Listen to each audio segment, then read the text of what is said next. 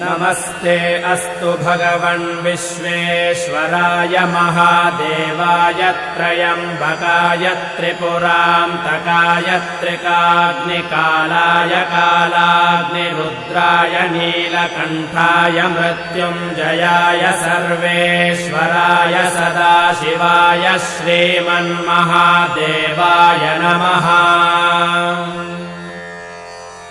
नमो हिरण्यबाहवे सेनान्ये दिशां च पतये नमो नमो वृक्षेभ्यो हरिकेशेभ्यः पशूनां पतये नमो नमः सस्पिञ्जराय द्विषीमते पथीनां पतये नमो नमो बभ्रुषाय विव्याधिनेन्नानां